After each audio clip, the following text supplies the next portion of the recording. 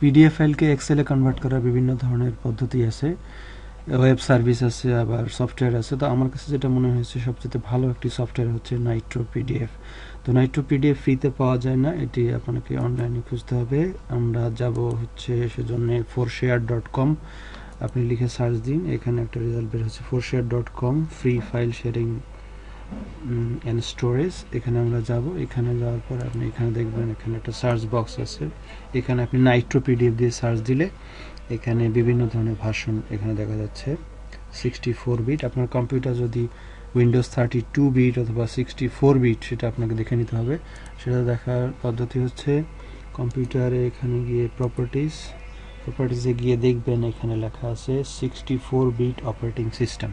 তাহলে 64 এর জন্য 64 এবং 32 এর জন্য 32 অপারেটিং সিস্টেমের জন্য আপনার যেটি প্রযোজ্য সেটি ডাউনলোড করতে হবে। এখানে দেখুন 64 বিট, আমরা নিচে এখানে যাচ্ছি নাইট্রো পিডিএফ প্রফেশনাল 7.5, এখানে 32 64 দুটি দেওয়া আছে, এটা ডাউনলোড করলে দুটি পাওয়া যাবে। এখানে আবার একটু দেখুন নিচে Nitro PDF professional enterprise 64 bit, আর দেখুন এখানে নাইট্রো পিডিএফ 32 64। এখানে আপনি যেটা আপনার কাছে মনে হয় আপনি এটা ডাউনলোড করে নিন।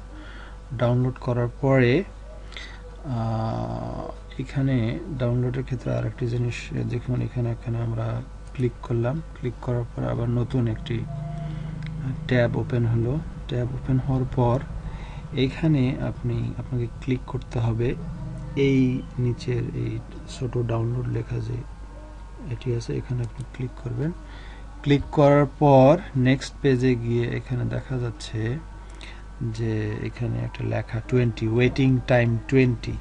তো এখানে ফ্রি ডাউনলোড লেখা, এখানে ক্লিক করলে কাউন্টডাউন শুরু হবে। তবে আপনার ক্ষেত্রে নাও হতে পারে, কারণ হলো আপনি যখন ডাউনলোড বাটনে ক্লিক করবেন তখন আপনাকে লগ ইন করতে বলা হবে। তো লগ ইন করতে অর্থাৎ সাইন আপ করতে বলা হবে। সাইন আপের ক্ষেত্রে আপনার এখানে 2টি অপশন বা 3টি অপশন থাকতে পারে। যেমন ধরুন যদি আপনি ফেসবুকের মাধ্যমে সাইন আপ করতে পারেন তাহলে ফেসবুকে বাটনে ক্লিক করলে আপনার সাইন আপ হয়ে যাবে অটোমেটিক্যালি। আপনি ওকে দেওয়ার পর তারপর এই ফাইলটা চলে আসবে। চলার পরে এইখানে আসার পরে ফ্রি ডাউনলোডে ক্লিক করুন। দেখুন এখানে কাউন্টডাউন শুরু হয়েছে।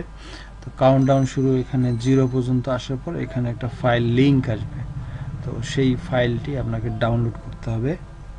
তো ডাউনলোড করার পরে আমরা বাকি যে প্রসেসটা একটু দেখে নিচ্ছি। এখানে দেখুন 210, তাহলে এখানে ডাউনলোড ফাইল অটোমেটিক্যালি এখানে আসবে। এখানে সেভ বাটনে ক্লিক করে ওকে দিলে আপনার ডাউনলোড শুরু হবে।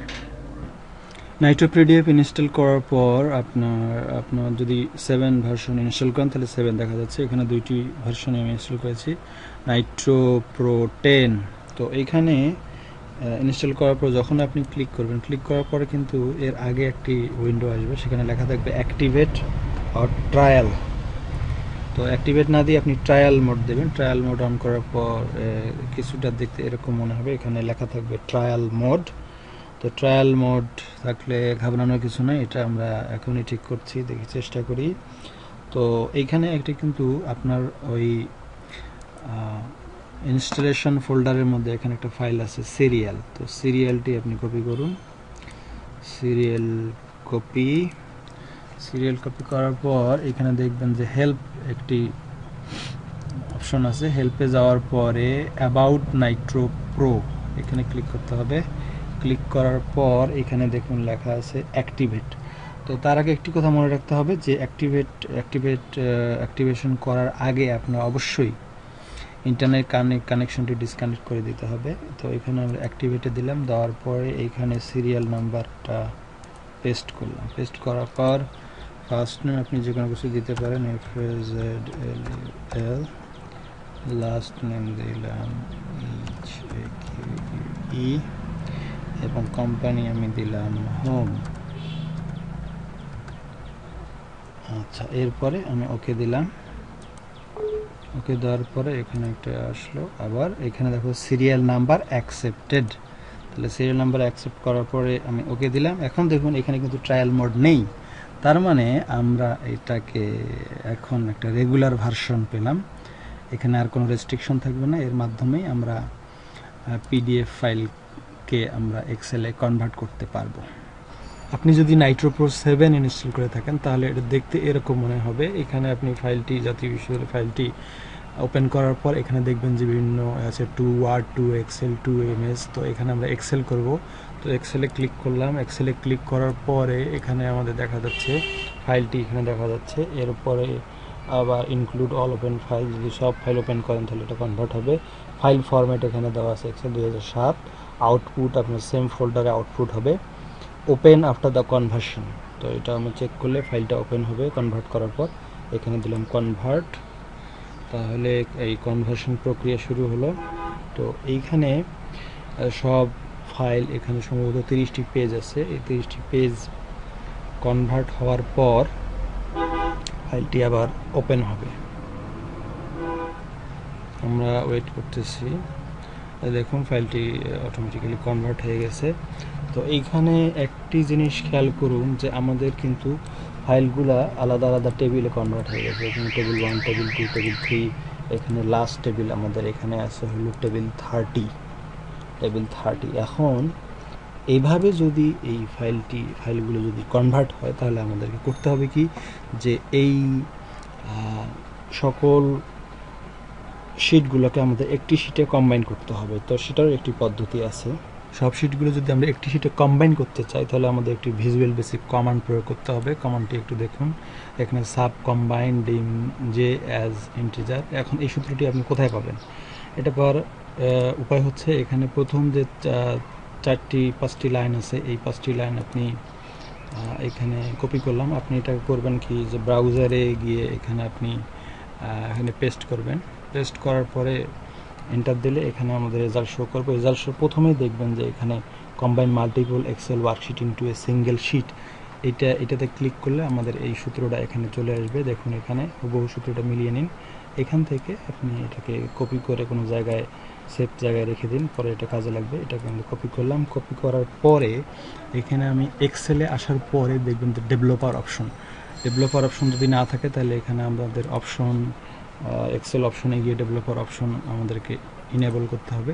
তাহলে ডেভেলপার অপশনে গিয়ে বাম পাশে ভিজুয়াল বেসিক, এখানে ভিজুয়াল বেসিক আসার পরে ইনসার্ট মডিউল করার পরে আমি এটা পেস্ট করলাম। পেস্ট করার পরে এটাকে আমি ক্লোজ করলাম। ক্লোজ করার পরে আবার ম্যাক্রোতে গেলাম। ম্যাক্রোতে যাওয়ার পরে এখানে দেখা যাচ্ছে কম্বাইন, এরপরে দিলাম হলো রান দেওয়ার সাথে সাথে সবগুলো ফাইল, এখানে প্রথম যে ফাইলটা আছে এখানে কিন্তু কম্বাইন হয়ে গেল। এটাকে আপনি ঠিকমতো সাজিয়ে নেবেন।